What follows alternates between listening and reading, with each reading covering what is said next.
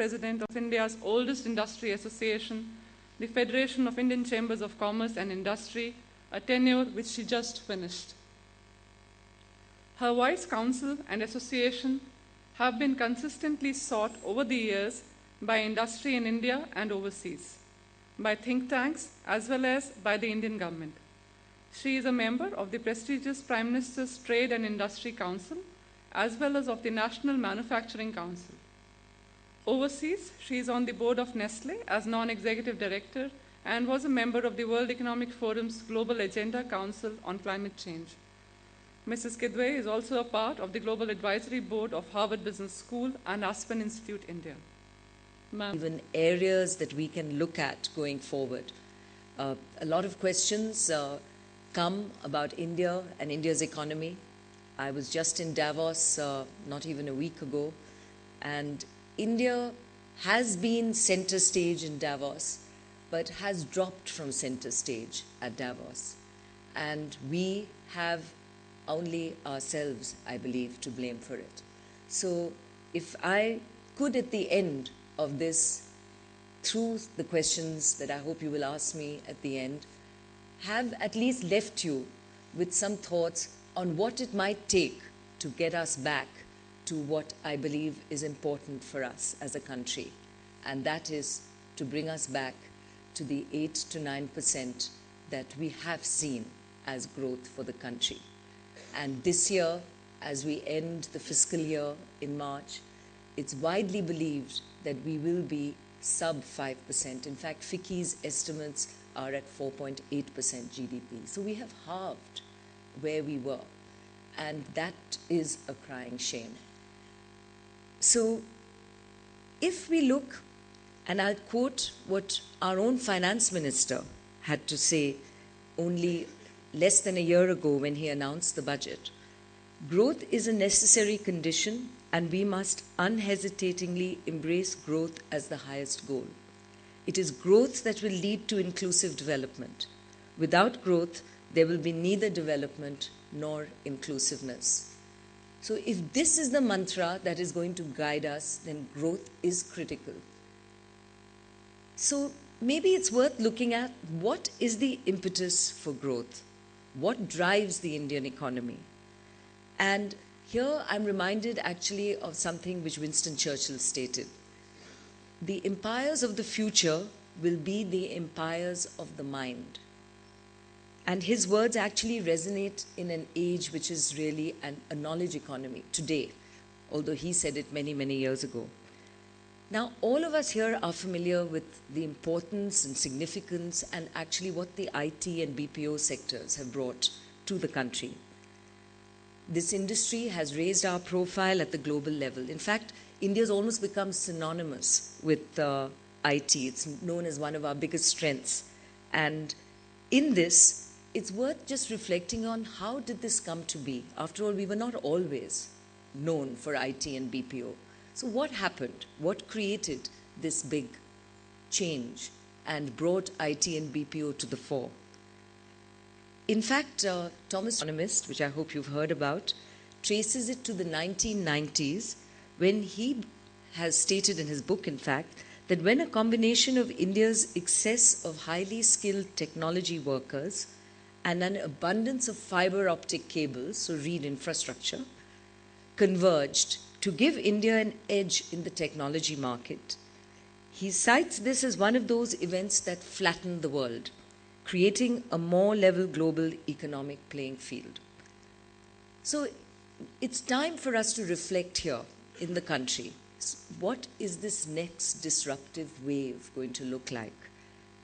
Could it be in agriculture and food processing, as we are already amongst the largest food producers in the world?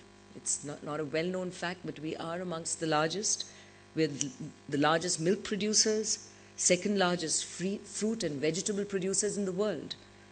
And here we are with land and water as a scarce resource, and yet our productivity in agriculture, which is a huge user of these resources, both of water and land, our productivity is still substandard.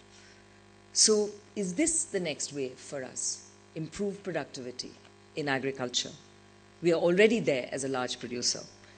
Or could it be in the energy or the water sectors, as we do need to devise innovative solutions to meet these twin shortages? Or maybe in the export sectors, as China vacates exports and becomes more domestic oriented, is there space for us to jump in where China vacates? So we need to really look into the future, identify what is that next potential wave, and build the support ecosystem which helps us drive that next wave for the country. So now let me turn to another important segment of our economy, the manufacturing sector, which has actually been a huge disappointment. The government has come out with an agenda for the sector. As you know, manufacturing today is 17% of GDP, sub 17%. The government has a stated objective to make it 25% of the GDP of the economy. But we are far from progressing at the pace we should. And what we really need is an enabling environment that encourages more investment in the manufacturing sector. And we just aren't getting there. In fact, I think it's important here to highlight a great national leader who was a great friend of India, Nelson Mandela, who said, "Money won't create success. The freedom to make it will." So how do we liberate the entrepreneurship of India, the knowledge of India, the enthusiasm of many like you to create a business and have an enterprise in an unfettered way, so that it is you who drives that next wave of entrepreneurship and manufacturing? So these days we speak about investments and India in a pretty despondent mood, right? We sort of think about it and we worry. It's not happening. I think we do need to remind ourselves that our consumer market is growing, and in fact, we are still on course to become the 5th largest consumer market in the world by 2025. So nobody denies the importance of India as a market. In fact, there's huge demand, even today and growing, for automobiles, consumer durables, FMCG products, pharmaceuticals, textiles, housing, telecom equipment. This list can go on.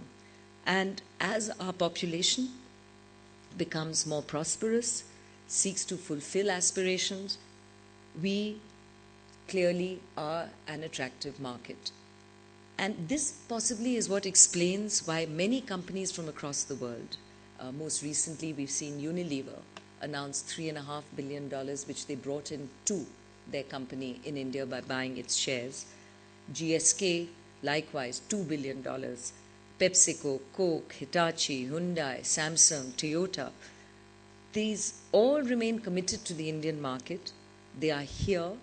They see India's attractiveness as a market and also as an investment destination. In fact, the latest global survey by EY, and this is a less well-known fact, ranks India as the most attractive investment destination. In fact, we are followed by Brazil and China. So we're right up there. In terms of investment, USA, France, and Japan are the top 3 investors most likely to invest in India, as per this survey. And the sectors which are likely to attract most deals include auto, technology, life sciences, and consumer products. So there are a number of other factors that impact India's economic fortunes. And that includes our relationship with other countries. The dynamics in Asia, for instance, are changing. And Japan is actively investing in India, and India has repeatedly come up as a preferred choice for Japanese multinationals. And in fact, you saw it in terms of this last visit of Prime Minister Abe, who was here as the chief guest for the Republic Day parade. And he squeezed this in very early in his having taken charge. In fact, he was in Davos. He was pretty much lauded as the most interesting speech at Davos this year. He finished there. He ran back to Japan to address the opening of the Diet there, and then came to India, which would just suggest in a busy schedule what importance he gives India and early in his engagement with the world. So The importance of Japan and what Japan is already doing for India through this Delhi-Mumbai corridor, which is India's largest infrastructure project, is evidence of some of the changes that are happening in terms of the way India itself is engaging with the rest of the world. So it's not just Japan. China and India too are finding more and more ways to collaborate. And we saw this in the recent visit of our Prime Minister to China.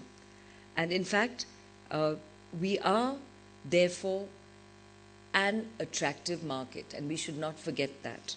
However, we do not make it easy to do business. So it is about closing the gap between the attractiveness and how difficult we make it for people to realize that attractiveness or and potential.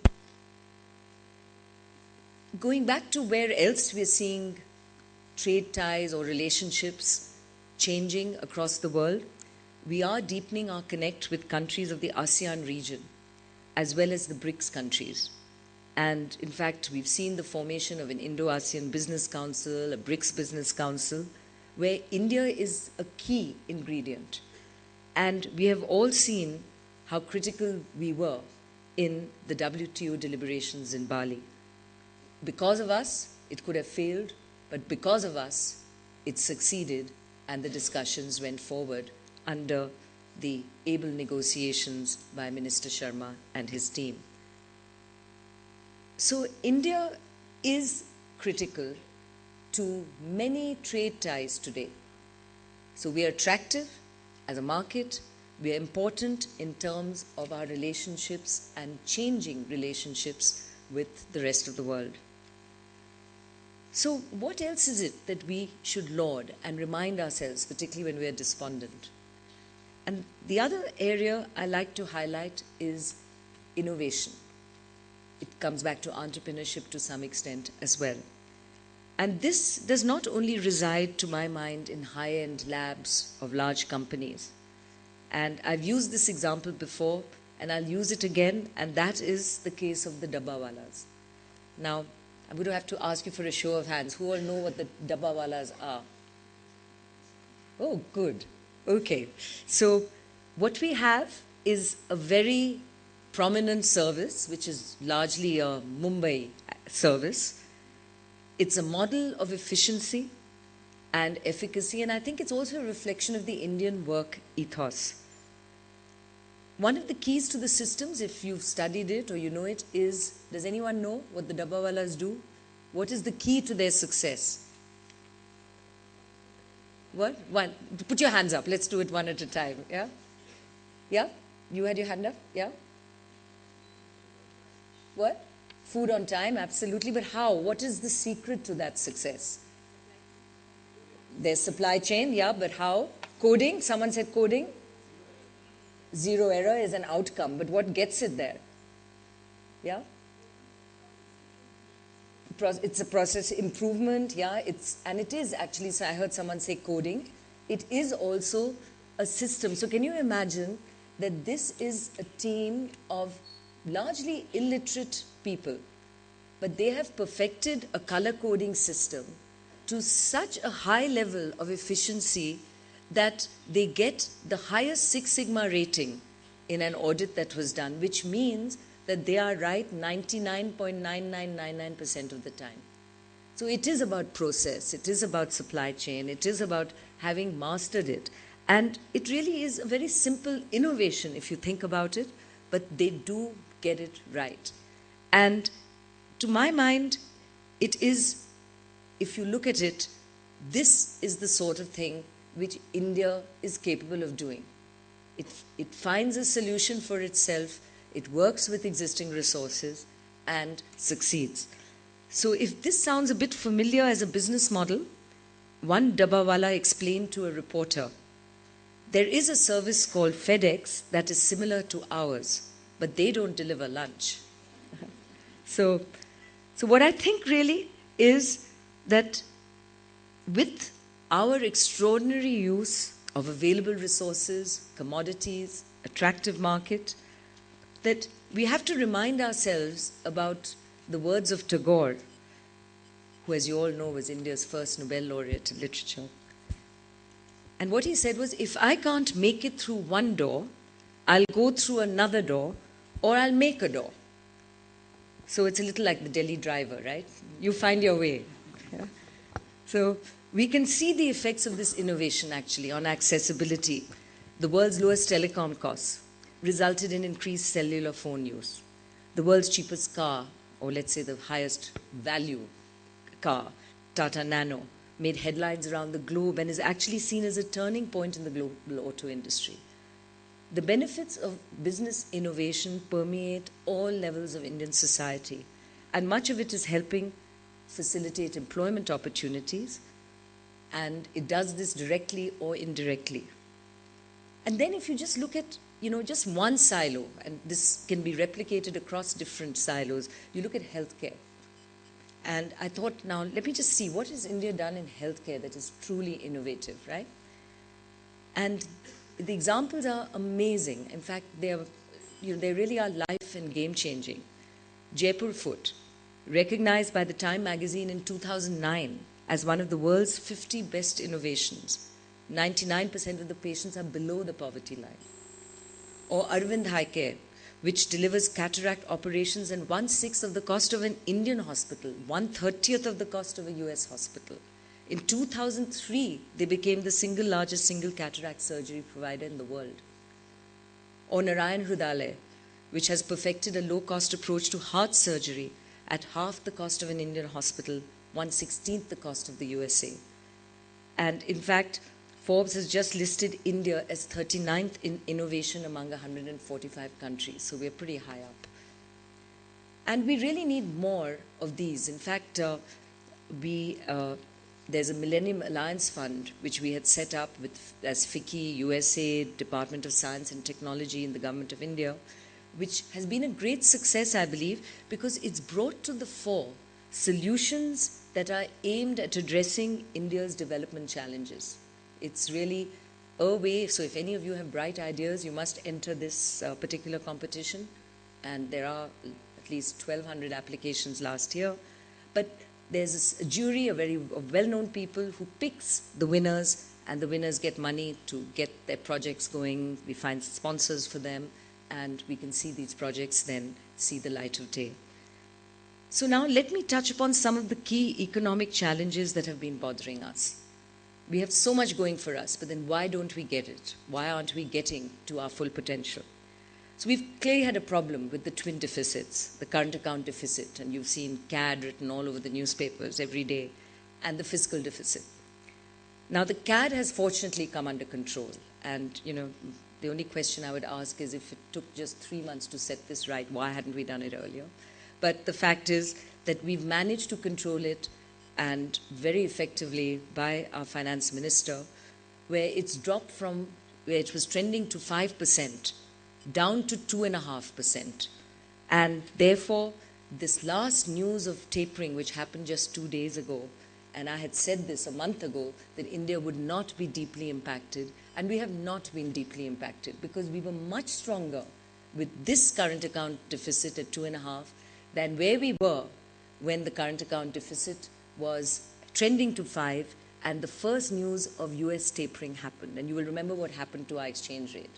It went to 68, there was chaos in the stock markets, and in fact, that is when action began to be taken. And the action, as you know, is that gold imports have been contained, exports have increased, including of ores, which we had stopped. And in fact, we enhanced the NRI deposits which through a scheme that government offered, $34 billion came into India. And this for us is a huge asset, by the way. $70 billion comes into India every year from our expatriate Indian community. How many countries in the world can boast this as a resource? And it comes year after year and grows, in fact. And we were able to tap into this to help us out when our current account deficit was running out of control. But we still have the problem of the fiscal deficit, where we cannot rest, yet much needs to be done. And I fear that while we will achieve the red lines drawn by the government of 4.8%, we will reach that this year. It's not going to be so easy for us to deliver on this over the next year, because revenues are dropping and expenditure, unfortunately, is increasing, particularly on social schemes. So we need to basically address our fisc. Then let's look at inflation. And what is particularly worrying now is inflation now is high at rural inflation levels, not just urban. And we've seen that this is a perennial problem for the last 3 years. And then food inflation particularly has been very high, driving up overall prices. And RBI, of course, been very proactive in ensuring that the situation does not go out of hand and using monetary policy, which means interest rates remain high. And as long as interest rates remain high, investments don't happen. So it's a very vicious cycle. You could almost say investments aren't going to happen till inflation comes down, because as long as monetary policy remains, high interest rates will remain to drive investment down. And so we do need to reverse this cycle, and therefore at the core we have to crack inflation. Additionally, our companies operate in an environment where considerable time and resources are spent on dealing with regulations. All of us know that in terms of ease of doing business, India ranks 134th out of 189 countries. And the countries that rank behind us are really very small and really insignificant countries. We are, in terms of procedural reforms, again, in a space where we need a lot of improvement. Our businesses are expanding, but if we are being able to support them by an enabling environment or a far more proactive environment, we could grow faster and better. So easing the process of setting up businesses would certainly help. It would unleash the entrepreneurial spirit amongst professionals, amongst young people, amongst people with ideas and visions, enabling everyone to follow their dreams without having to run from pillar to post while trying to turn their dreams into reality. And it would also, of course, help generate employment and possibly give birth to future mega corporations. In fact, if you look at the story of India and you look at your Sensex companies, you will find that in the top 50, more than half are companies that are less than 20 years old. We have in the past had the ability to allow companies to grow from nowhere. And this is the stories of Infosys, it's the story of all our IT companies, HCL. These are really first generation entrepreneur companies. So we have had the ability to do this, and we need to ensure that we can do more of this again and again and across different sectors, not just limited to IT. Then there's the problem of infrastructure. This is a huge deficit. It impacts performance of our industrial sector, our competitiveness, our exports, our agri-productivity. And I did mention DMIC, and I do believe that projects like this Delhi-Mumbai corridor and the 7 cities that it will build along it, 7 new cities, is truly historic. But we need more such projects. And in fact, there are 3 other such corridors that are being envisaged. But we need to get going quicker, have them see the light of day, because these will become the building blocks of our growth in the future. And we need to give all necessary technical and financial support to get these off the ground. So I'd like to just flag a few priorities. So firstly, dealing with food inflation, which calls for a quantum jump in food productivity, straightening kinks in our agri-supply, so that the distribution and warehousing of the food that is produced actually reaches our markets, reduce wastage. Then we need to also, given that there is a growing demand for protein and mineral-rich food items in the country, have a second green revolution that focuses not just on fruits and vegetables, but meat and fish and egg and milk products, because this is what is driving inflation up. We need an effective cold chain for food, and in fact also in the health space for vaccines. Second, we need to reduce the cost of doing business in India. We must usher in a comprehensive goods and service tax. This was in the Congress manifesto, the last manifesto. To be fair, they've really tried, we still don't have a goods and service tax because the opposition parties didn't sign up to it. And all estimates show that a goods and service tax will add 2% to the GDP of the country.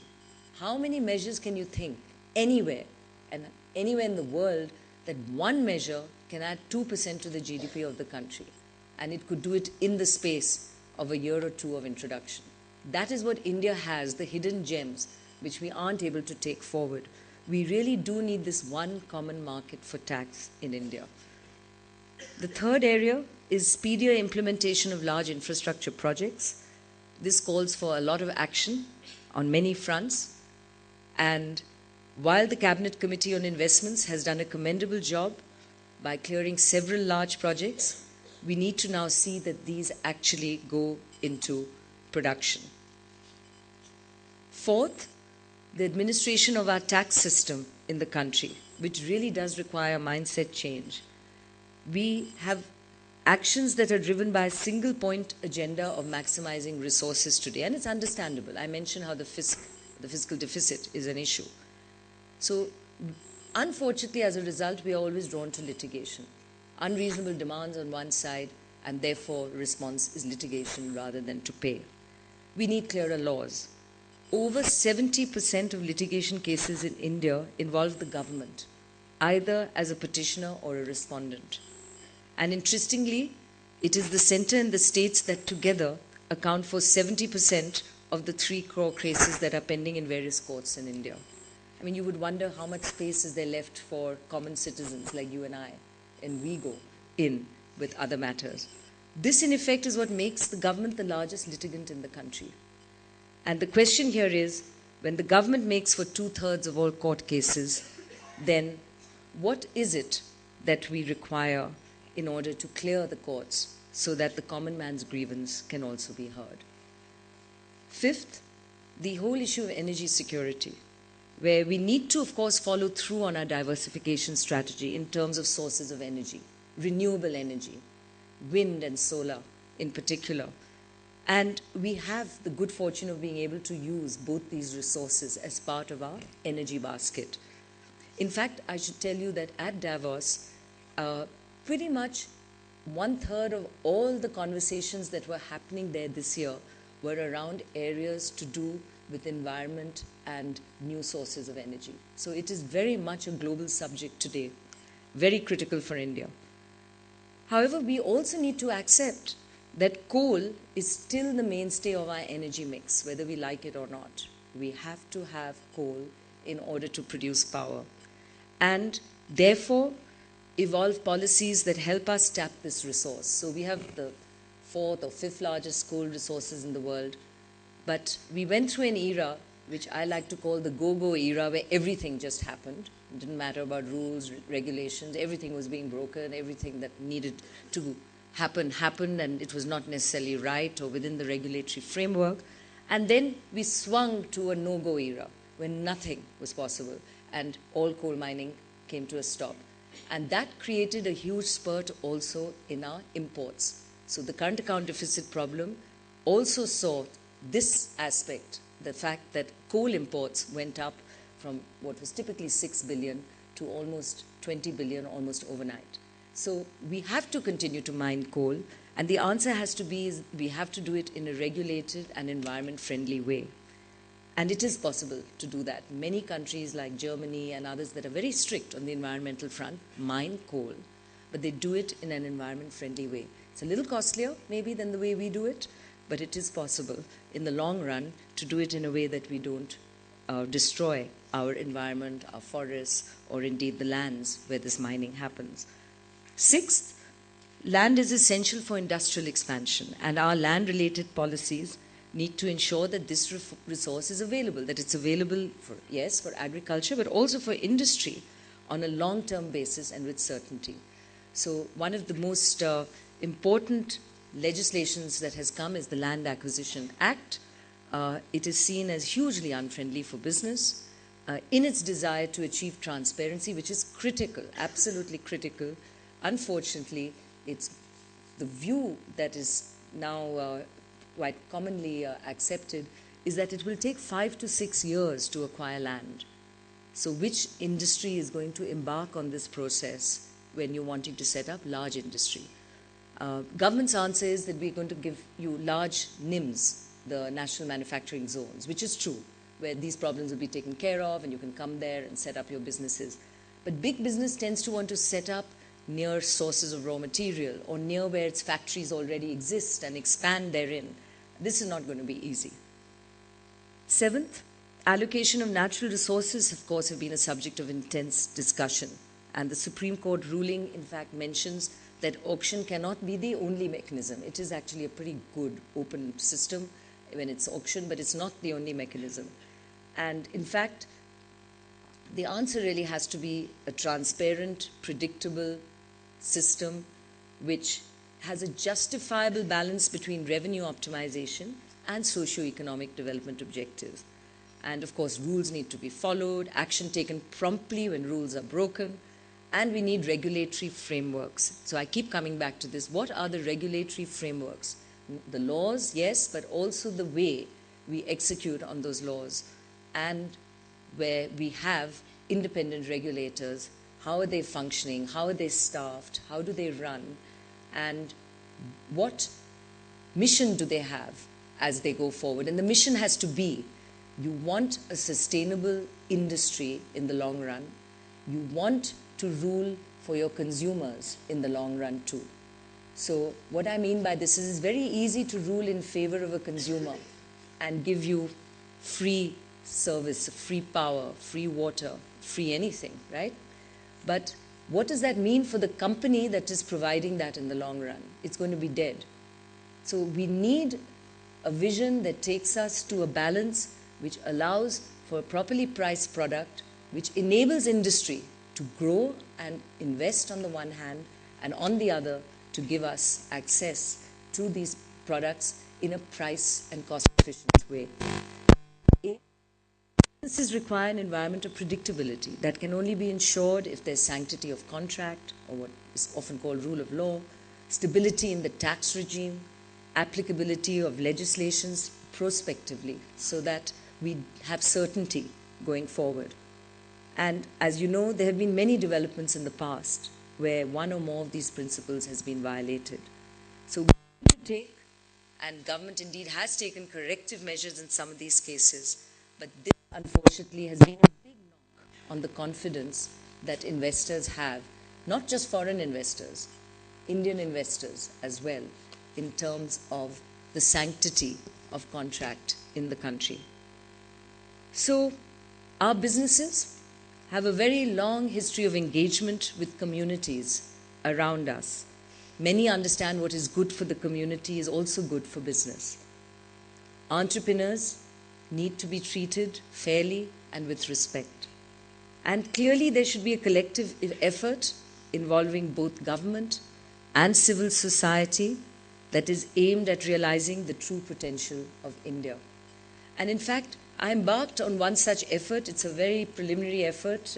I'm sure it's only going to have mixed results because it's very far-reaching. But I have to mention this because there are two members of this council I set up called the Inclusive Governance Council, where we are very fortunate to have your chair, Dr.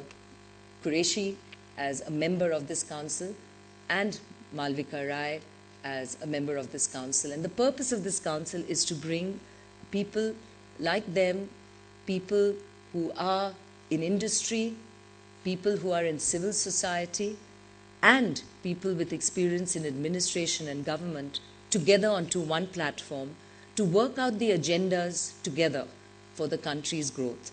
Because we are too often speaking at cross purposes, and too often we don't listen to each other. I don't believe we can ever come to one view. It's not easy to always agree on everything, but at least we can respect the view of the other side and find solutions which enable us to progress in the right direction. Because at the end of the day, all we want is what's good for the country. Now, finally, before I come to the close of my address, I'd like to just point out that while it's clearly necessary to address the structural and the economic problems that we face, we also need to recognize the social issues. We need to protect what is the pluralism that is India, to ensure that we have an inclusive India in all we do, to respect the diversity, to know that every person's ideas are to be heard. Implement or not to implement can be a separate matter, but we must at least listen and give everyone their due. I'd particularly like to highlight the role of women in society, yes, but for all of you here, women in business. We really do need to embrace the cause of safety of women in the workplace. And in doing that, clearly, this year has been quite significant in our country in terms of both the legislations we have seen and the very high decibel noise in the press, but also, I believe, the interest to embrace what is good. And we would really have lost a year if we did not translate this into actions in the right direction. So there are now policies. In fact, Malvika herself was involved in something we put out at FICCI, which is to do with women's safety in the workplace. But it isn't just about physical safety. It is about creating an enabling environment for all to progress. Because an organization that creates an environment that respects diversity enables everybody in the organization to rise to their true potential. It is about being a meritocracy, but affording everyone the opportunity to deliver to their full potential. And as we look at this, I think we also need to question, are daughters as eligible as sons to run businesses in India? The day I see a board which says Mehra and daughters and not Mehra and sons, I know we'd have made that passage. So may the best person succeed, man or woman. We have moved the needle in many multinational companies, in banks, but owner-run companies have a long way to go. For each of you who go out to conquer the world, there is no place better to be than in India. The experience, the contribution you will make, the satisfaction from that engagement, I believe will drive you to greater heights. I never regretted returning from Harvard Business School in 1982. Having had the opportunity to stay in the US, many thought I was mad, but I have never regretted it.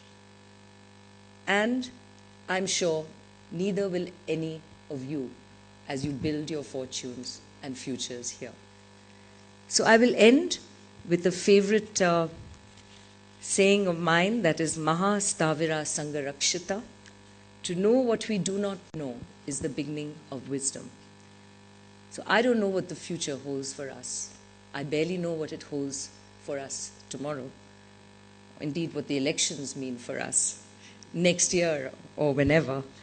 What I do know is that the trajectory we embark on is ours to make. Thank you.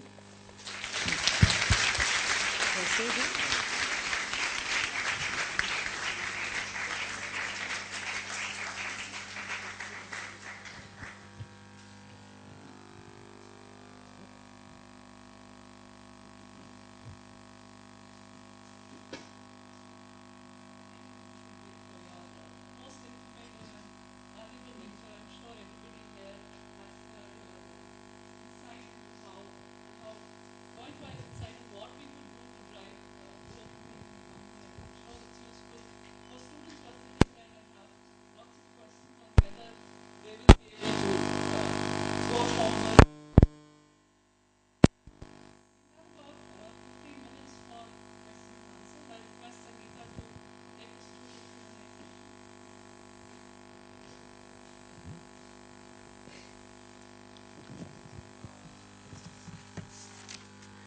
Thank you, Professor Popley.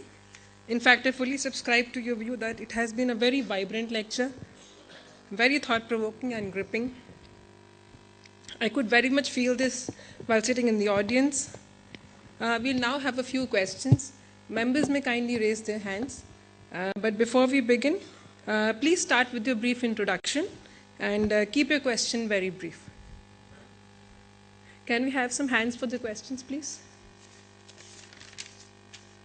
Professor Sen Gupta, please.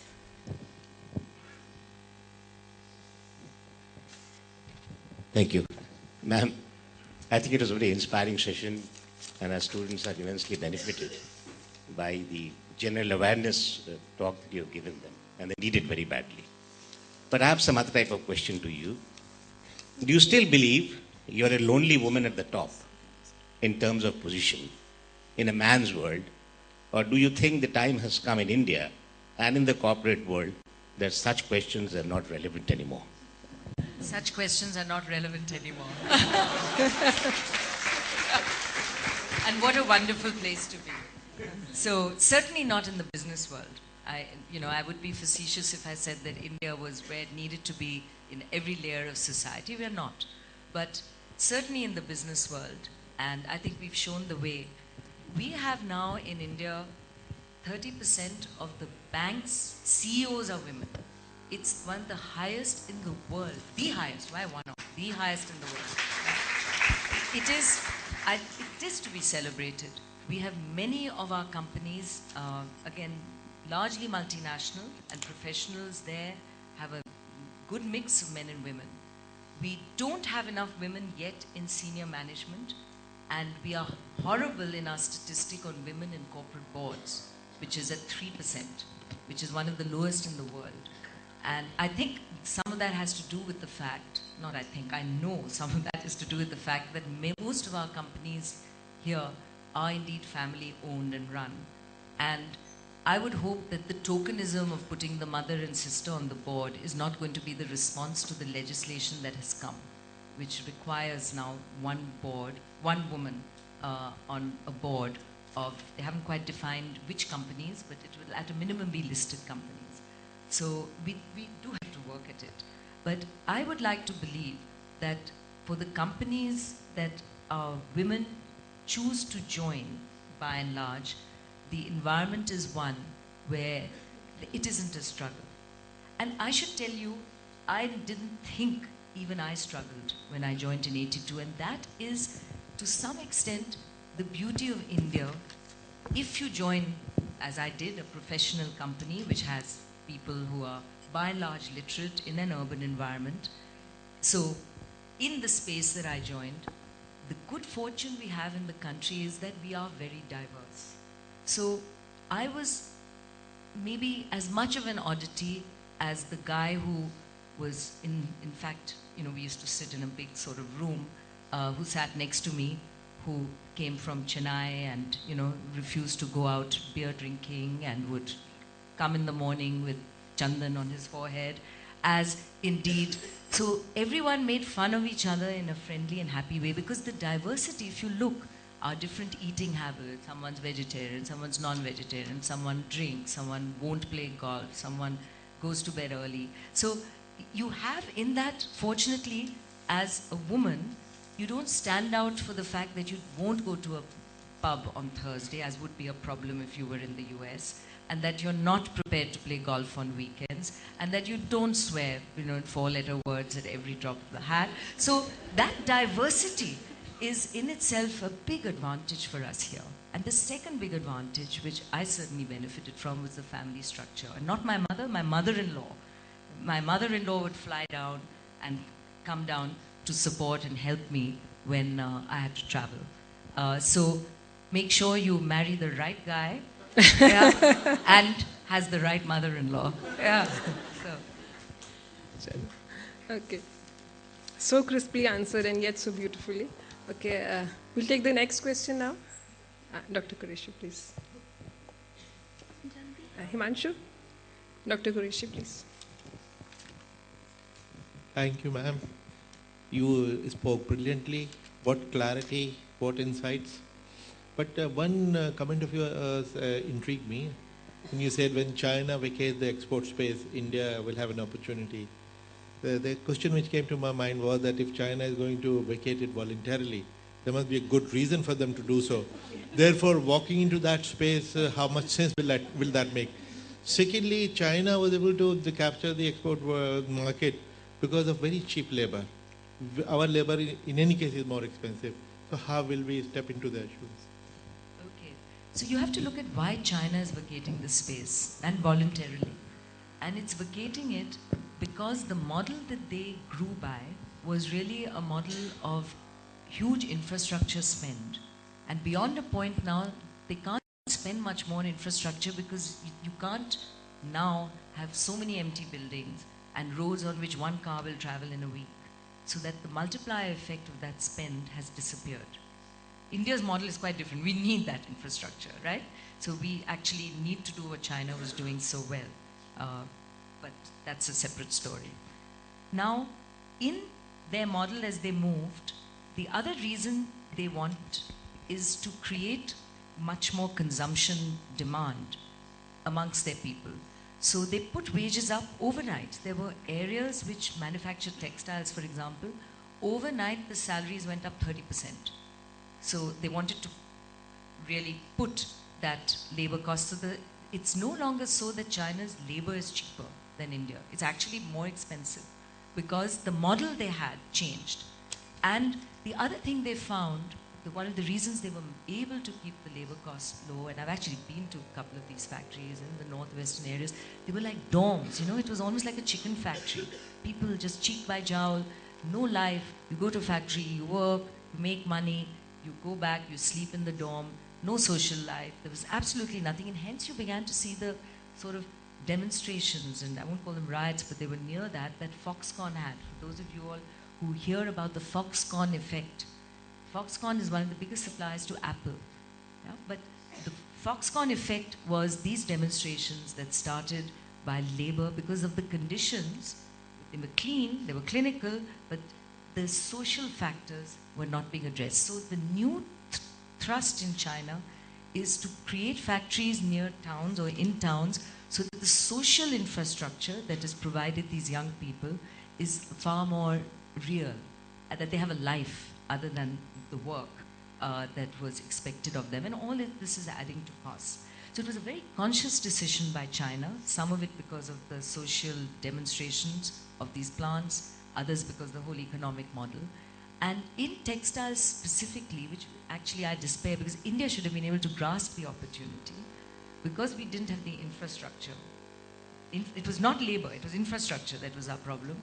We were not able to embrace this. And the infrastructure was both physical and paperwork and hassles and all of that. So that part has, a little bit has come to India, but a lot of it has gone to Vietnam, Bangladesh and others.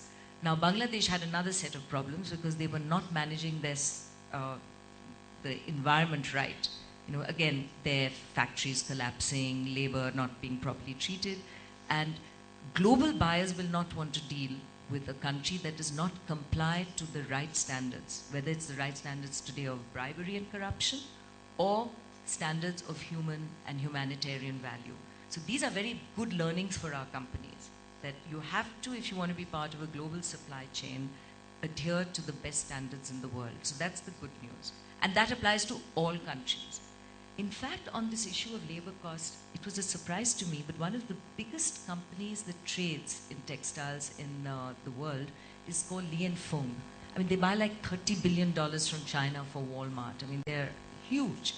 And I had the good fortune of having one of the founder owners on the HSBC board. And he mentioned to me, and he's gone public with this statement, that their factory in just outside Chennai produces textiles even before China changed its labor model at 10% below the cost of their China factory in the northwest of China. So look how productive our labor is. But the value got destroyed in that, you know, under 100 kilometers move from factory door out of the country. The banking costs went up because it took 2 weeks when it should have taken half a day, the paperwork, and, you know, just bad roads, bad port, etc. That is the cost that India pays today, where our people have the ability to be the best and most productive in the world, but where we lose. And that is where we have to address it. So I think there are many spaces that China, as it vacates, India has the ability to jump into, if we can resolve, of course, some of these issues. But it will come, because India, by its very nature, we will find solutions to some of this. And as more airports come in, there are things that we can airship out where roads are bad. And not all roads are bad. I must say I was quite impressed to see in some states how roads have come a long way. So, but we can't have one stretch of road that's good and another stretch that's bad. So we'll need to have to develop all of this. Thank you, Dr. Qureshi. We'll move to the next question now. Can we have Robin's question, please? Good evening, ma'am. My name is Robin Rajput, MBA first year. We all know that the banking sector employs a large number of MBAs, and the initial job offers in most P schools involves selling of banking and financial products and services. I intend in specializing in marketing and making a career in banking as well.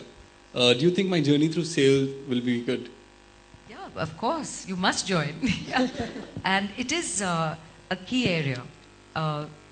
Banking, as you rightly said, is not just about being an accountant and sitting there tearing balance sheets apart.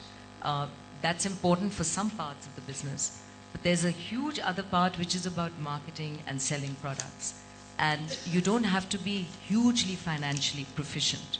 You just have to be the kind of person, and personality here plays a key role, which is something which is very important. You can excel in your studies, but those that succeed are those that have both excellence in terms of your academic and ability to work, but also the personality, the ability to work with others, to be able to build trust with the people who, in your case, you would market and sell to. Because I actually hesitate to use the word sell, because selling suggests that you're just sort of ramming something there. You have to be able to empathize with your customer, who needs to understand you need to understand what his or her or family's perspective is. And sometimes the best marketer or seller is the one who says, I don't think this one is for you.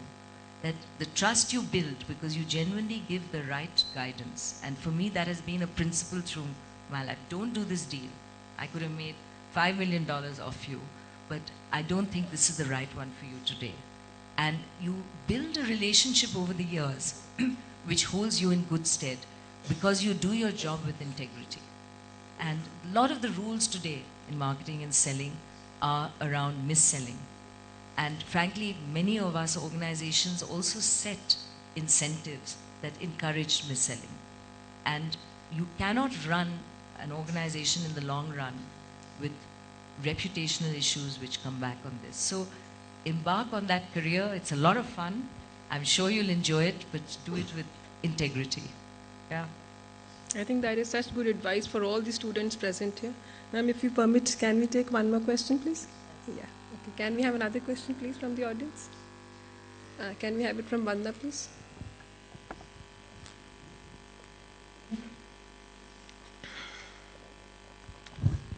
Thank you, ma'am, for such a nice talk.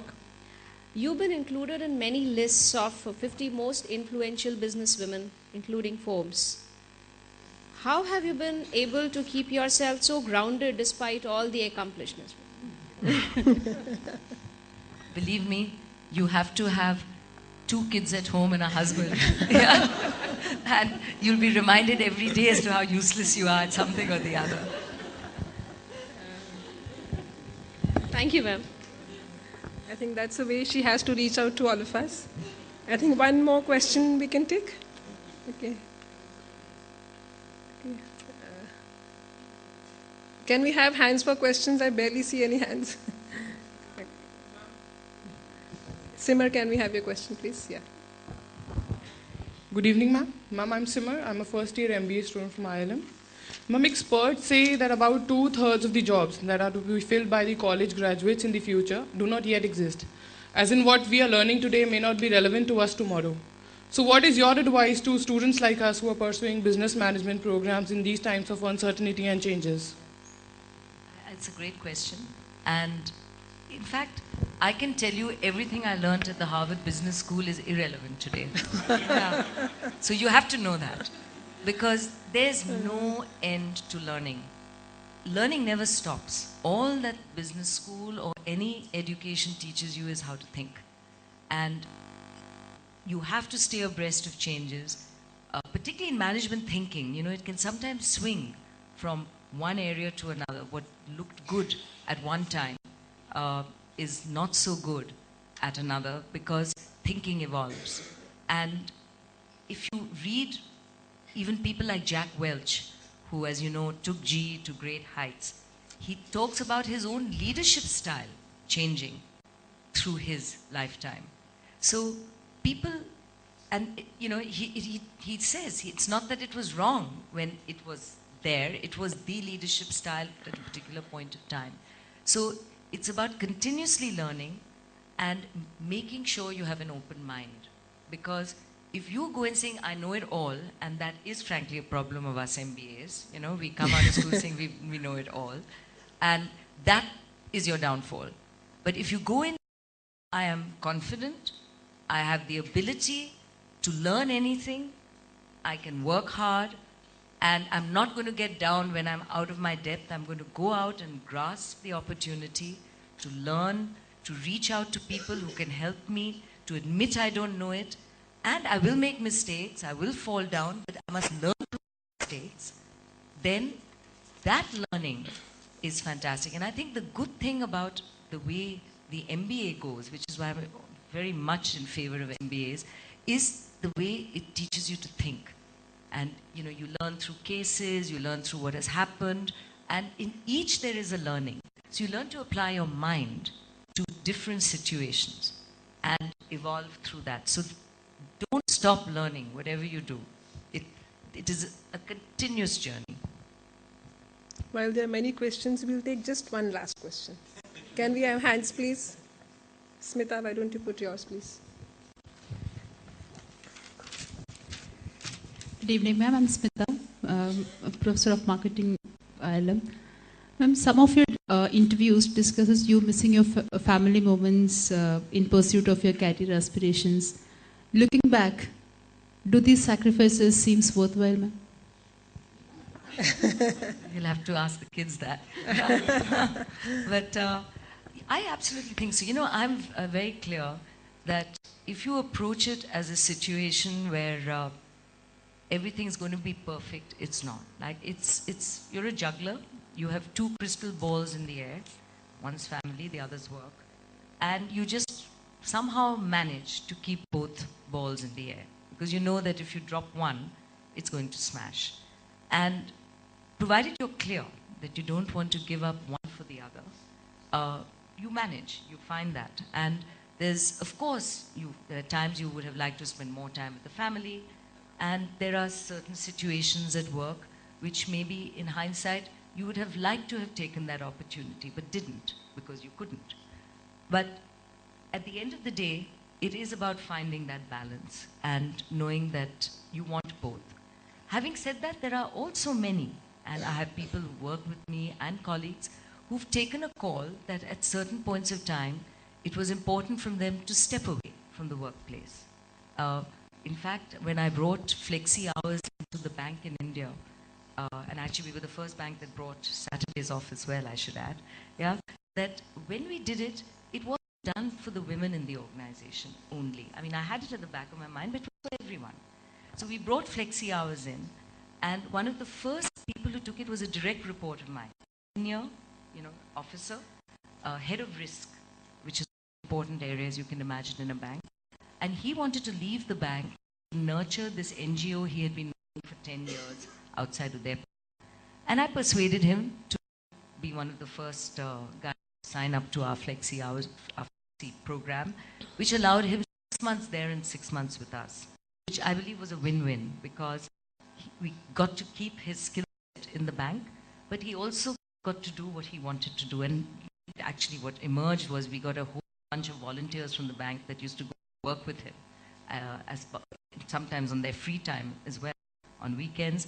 But we had a volunteering program at the bank, and his became one of the projects which was part of that volunteering program. So it became a win-win in many, many ways for both the organization and for the individual, I believe. But I think there are many people who come to a stage at a point in time when they want to do something else. Could be a sick parent, could be children, and whatever it is, if you're clear that in your mind that that's what you need to do, you should do it. There's no point suffering and torturing yourself, coming to work and worrying yourself about something else.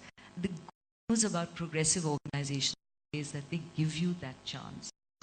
But the problem then becomes, or has to be, that particularly women who dropped out of the workplace, avenue back was not there. Today, many organizations are far more aware of this because you don't want to lose the skill set to develop. So, particularly for high performers, to come back and re-engage with your organization, particularly if you aren't away for too long, I would say even a couple of years is acceptable, not impossible. To come back to the same organization, and God knows you could always have other opportunities. I think that if you all are privileged, ILM too offers a lot of flexibility in terms of hours. Okay, I think that we'll put a close to question and answer session. Now I'd like to request Professor Sapna to take over for the further proceedings. Thank you. Thanks, Sangeeta. Thank you for the question answers. May I now request our chairperson, Mrs. Malvika Rai, to join us on stage, please.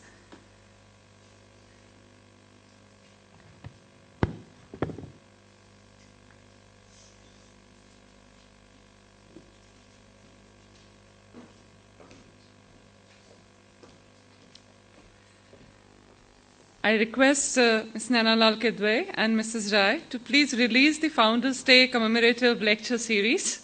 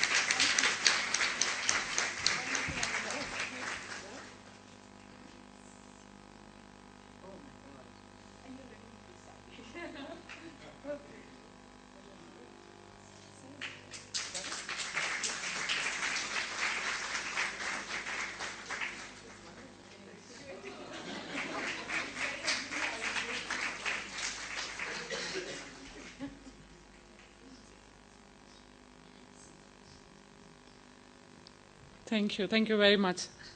That brings us to the end of the event. May I request the audience to please stand up for the national anthem?